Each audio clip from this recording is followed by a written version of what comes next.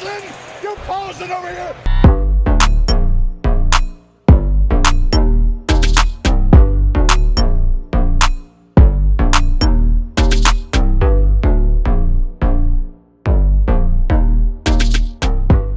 Welcome back to another episode of Wrestle Capsule, where you're going to be getting your weekly dose of pro wrestling talk.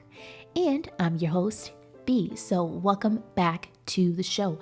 Today, you already know what it is. We're going to be talking about Friday Night Smackdown. So I'll be the one to say it. This Smackdown episode was not the business.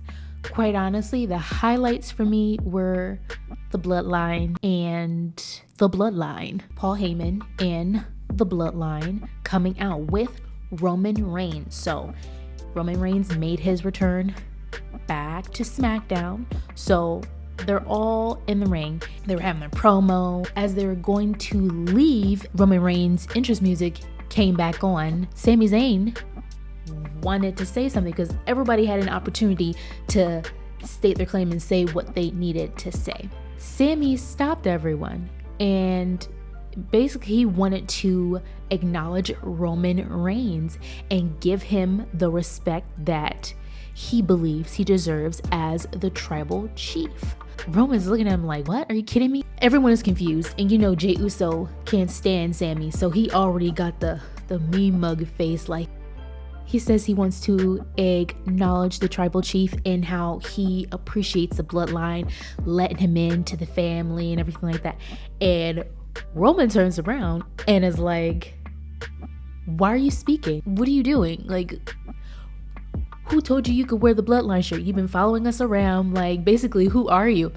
And the look on Sami's face made my heart sink. Like, I was in full Mark mode during this whole segment because I could see, like, Sami Zayn is such a great actor. It's uncanny to me. And you could see Jey Uso like eating all of this up. He was enjoying every minute of it.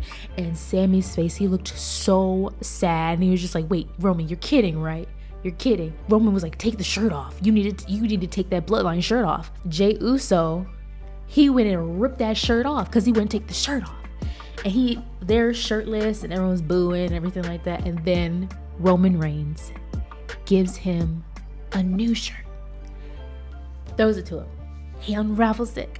And it says Honorary Uce. Now, if you guys don't already know, Roman Reigns is not exactly my favorite wrestler.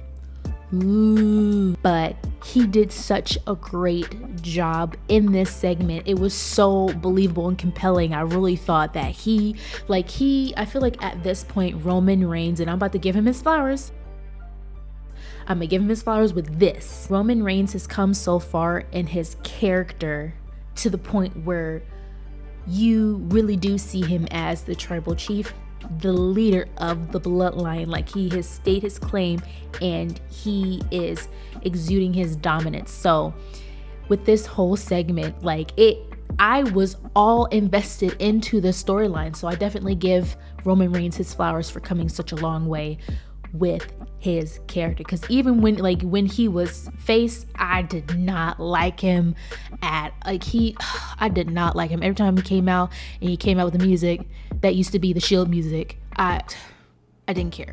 And then when he first turned heel and Paul Heyman was with him, I still didn't believe it. Like, I just wasn't feeling it at all. And I feel like lately, the past, I would probably say the past couple of months, I know some people would say, I've always loved Roman Reigns. 5 or 6 months for me that I really started believing that Roman Reigns is who he says he is. And he has all these people around him, like the Usos and now Solo and Sami Zayn and Paul Heyman. So now I feel like the bloodline is a lot more fulfilled and completed. So needless to say, when Sami Zayn got his shirt, he was so happy he put his shirt on, and the crew was happy for him minus Jey Uso. He like ripping off the shirt, and he probably was just waiting for Roman Reigns to be like, say when so I can pop this dude. Sami was just so happy to be included and to fit in. Like, Roman Reigns is able to be condescending and disingenuous, but then also to flip the script and show some sort of generosity and understanding. Like, I feel like he has been able to execute it well now more than ever, and this segment here just showcased that with Sami Zayn. So now Sami Zayn is a part of the Bloodline for sure. Now he got a shirt from Roman Reigns. He's in. Like, there's no more hoops to go through. He's in. He got the shirt. He didn't acknowledge him. Like, it's set in stone at this point. Yo, what's crazy is that even Solo, a cousin blood, he had to acknowledge Roman Reigns, because Roman was talking about, just because the elders of the Samoan dynasty didn't send you, yo, I don't care who didn't send you, you better acknowledge me, because you gotta answer to me now. I'm the tribal chief. And I was just like, okay, Mr. Reigns, whatever you say, sir. So let me get into this match between champion Liv Morgan versus Lacey Evans. First of all, I was happy to see Lacey actually have a match, a singles match. I was happy about that. Overall, this match, I saw some people on Twitter, they were saying how good it was, and I'm like, did we watch the same match? Like, throughout the whole entire match, Lacey Evans was freaking Liv Morgan up. There was one point where I think they were both on the mat, and Lacey Evans had Liv Morgan in this lock. She was just rubbing her chin all on her head, like really, really hard.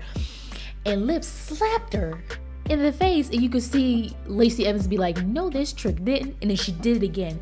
And then Lacey Evans like threw her down to the ground. They just started going at it. I feel like, I don't know if some of that was real. The ending of the match was so anticlimactic. So when Liv Morgan ended up doing the code breaker and then the Oblivion move on Lacey Evans to win the match,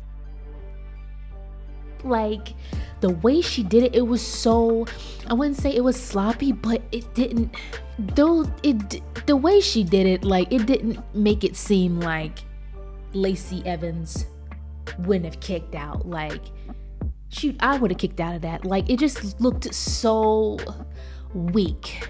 And I'm trying to give Liv Morgan the benefit of the doubt. I'm trying my hardest. And I'm trying to just leave room, like I said before, leave room, especially in I think it was my Clash at the Castle review video, trying to give Liv Morgan some room to grow as a wrestler and as a champion. But with matches like these, it's just, now mind you, after she won the match, then she took out the table, put Lacey on the table, and then did a senton onto Lacey to break the table. Now, that was showing edge, but I'm like, why couldn't you have shown that edge during the match? Why did it have to be after? I know she was definitely trying to send a message to Ronda Rousey, the baddest woman on the planet, but it would have been better for her to send a message during the match. This match didn't really do nothing for me on the Liv Morgan side. Now, Lacey Evans, she was relentless with that thing, and I was here for it. The match between New Day and the Max and Male models, it was such a throwaway match. The New Day won. There is nothing significant to me that happened during that match. The only thing that was funny was when Maxine Dupree was taking pictures of the Max and Male models, and then they got distracted and got pinned. Like, that's the only. Now, with Max Dupree getting all pissed off. You're posing over here. And why are you doing that? You guys are making a joke. When, if ever, he is gonna just drop this whole Maximum model thing, this whole Max Dupree gimmick, and go back to LA Knight. I know I've said this before, but I'm waiting for the opportunity. I guess this is gonna keep continuing, kind of build up until the point where he explodes and he's just done. So I know that they were trying to build up this match between Braun Strowman and Otis. I don't care. There's a whole bunch of people out there in the IWC who do not like Braun Strowman. They think that he was a waste of time. He shouldn't have came back to WWE, yada yada yada, all this stuff. I personally like Braun Strowman a lot. I do. And even though this match with Otis didn't really do much for me, like, I don't know, I wasn't feeling it as much as I thought I would, but it definitely did showcase how freaking strong Braun Strowman is. Braun Strowman picked up a over 300-pound man and threw him to the mat with ease. That's enough for me. Drew McIntyre comes out. The crowd's excited. He comes to the ring and he is addressing Karrion Kross. He's sick of the BS. He's sick of the surprise attacks. And he is challenging Karrion Kross to a match at Extreme Rules. Then you hear Karrion Kross's entrance music come on, and Scarlett's there, and she's at the beginning of the entrance. Next thing you know, Karrion Kross comes behind Drew McIntyre, starts freaking him up. Then Drew has this long strap and is challenging Karrion to a strap match at Extreme Rules. So he puts it on Karrion's wrist, and then he starts beating him with it. Karrion was getting beat so bad by Drew with the strap that Scarlett had to interfere and tell Drew to stop. She throws this fireball, and I'm like, girl, the girl got superpowers. Go ahead, Scarlett, you protect your man. Karrion gets Drew into a cross jacket. Scarlett is there, and she's whispering creepy nothings to him. I love when she does that junk. I'm always wondering, what in the frick is she saying? The match between Raquel Rodriguez and Dakota Kai. I don't understand. I don't get it. Before that, you had Raquel and Bailey. What's next? Raquel and Io Sky. We're just gonna go through the whole Damage Control group. I'm team over it. Raquel Rodriguez won. There's so much interference. It was so great to see Shotzi Blackheart come out. I miss her in her tank. I hope her and her tank can reunite at some point. And she was, ooh. I know that's not how she did. She did it 10 times better, but I'm in an apartment. I'm not trying to interrupt people while they're sleeping because it's midnight. But you know what she does. It was so good to see her out there, and it was cool to see her and Raquel Rodriguez team up together. So I'm assuming probably at some point there's going to be a tag team match between two of the members of Damage Control versus Shotzi and Raquel. I'm just predicting at this point. The main event was for the undisputed WWE Tag Team Championship between champions Usos versus the Brawling Brutes, Ridge Holland and Butch. This match was really good, and it makes sense that this was the main event because the undisputed tag team championships are on the line, and the Usos have had those belts forever. You have the Usos who are so dominant, and then you have Ridge Holland and Butch of the Brawling Brutes who are super hungry, and they want the tag team belts so bad, and you can see it. They're so hungry for the gold. So to have these two teams duke it out, it was so good to see. Solo Sikoa and Sami Zayn at ringside. So he got Sami's back. So the Bloodline minus Sami and Jay having their issues, they're pretty tight-knit at this point. So the interference made sense with that. And then Sami was trying to bring in a steel chair. Gunther comes out and starts hitting Sheamus and having issues with Sheamus. And then the Usos are able to super kick Butch and Ridge Holland, and then they're able to pin them for the 1-2-3 to retain. So there was a whole lot of stuff going on, but it made sense, and it made this segment / match so much more juicy. So in 2 weeks, Sheamus and Gunther are going to be having another match for the Intercontinental Championship. I'm so ready for part 2. I don't know about you guys, but I'm definitely ready for part 2. Ever since they had their match at Clash at the Castle, I've been for them. I knew it wasn't done. After Sheamus lost, I knew it wasn't done. So I'm so looking forward to those two having their match. So guys, let me know what you think about Smackdown episode. Don't forget to put your comments down there. You know I read all of them. And don't forget to like and subscribe for more episodes.